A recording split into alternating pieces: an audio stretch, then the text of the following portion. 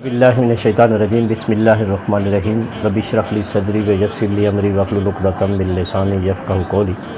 حاضرین و ناظرین السلام علیکم ورحمۃ اللہ وبرکاتہ۔ تذکرہ نقشبندیہ خیریہ کے اکابر مشائخ نقشبند کا سلسلہ وار مختصر سا تعارف پیش کرنے کے لیے میں نے ویڈیو کا سلسلہ شروع کیا تھا۔ اس سے پہلے حضرت سلمان فارسی رضی اللہ تعالیٰ عنہ کے بارے میں مختصر سا تعارف پیش کیا تھا، اور آج اسی سلسلے کی اگلی کڑی حضرت قاسم بن محمد بن ابوبکر صدیق رضی اللہ تعالیٰ عنہ آج میری موضوع گفتگو ہے۔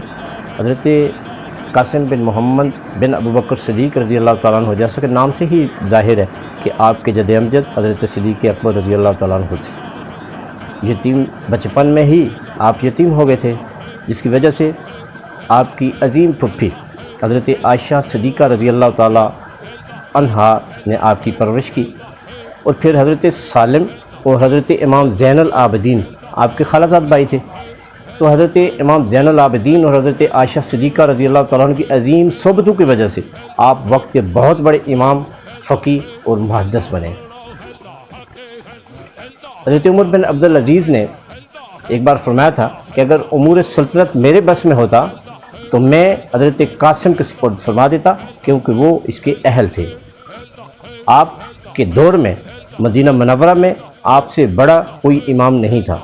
آپ کسی بھی علمی شخصیت کو آپ پر فضیلت حاصل نہیں تھی، اور اس کا ثبوت حضرت امام بہاری کا یہ قول ہے، جس میں امام بہاری رحمۃ اللہ علیہ نے فرمایا تھا کہ حضرت قاسم بن محمد اپنے دور کے سب سے بڑے امام تھے۔ آپ کے پاس ایک بار ایک عربی آیا، اور عربی بولا کہ حضرت آپ کا علم زیادہ ہے یا حضرت سالم کا؟ تو آپ نے فرمایا سبحان اللہ۔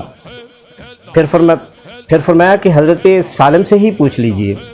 گویا آپ نے اس بات کا اعتراف کر دیا کہ حضرت سالم سے زیادہ علم آپ کے پاس موجود ہے، لیکن زبان مبارک سے آپ اس بات کا اعتراف نہیں کرنا چاہتے تھے کہ میں بڑا امام ہوں یا میں بڑا عالم ہوں، اور یہ بھی نہیں فرما سکتے تھے کہ حضرت سالم بڑے عالم ہیں، کیونکہ اگر یہ فرما دیتے کہ حضرت سالم بڑے عالم ہیں تو یہ جھوٹ ہو جاتا، اور یہ کیسے ممکن ہے کہ ایک اتنی بڑی علمی اور روحانی شخصیت اور وقت کا امام جھوٹ کا ارتکاب کرے؟ تو لہٰذا آپ نے فرما دیا کہ حضرت سالم سے ہی پوچھ لیجئے۔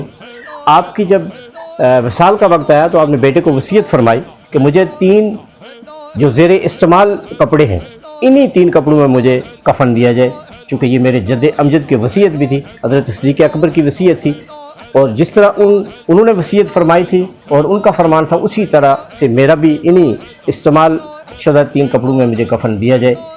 تو بیٹے نے اصرار کیا تو آپ نے فرمایا نہیں، کیوں کہ میرے جد امجد صدیق اکبر نے فرمایا تھا کہ مردوں کی نسبت زندے زیادہ نئے لباس کے حقدار ہوتے ہیں، لہذا نیا لباس کسی زندے کی ضرورت ہوگی اس کو عطا کر دیں، مجھے پرانے لباس میں ہی کفن دے دیں۔ اللہ تبارک و تعالی ہمیں ان بزرگان دین کی صحیح معنوں میں تقریر کرنے کی توفیق عطا فرمائے۔ اگلی ویڈیو میں انشاءاللہ اگلے بزرگ کا تذکرہ نقشبندیہ خیریہ میں سے اگلے شیخ کے حوالے سے مختصر تعارف پیش کرنے کے لیے پھر حاضر ہوں گا۔ وما توفیقی الا باللہ۔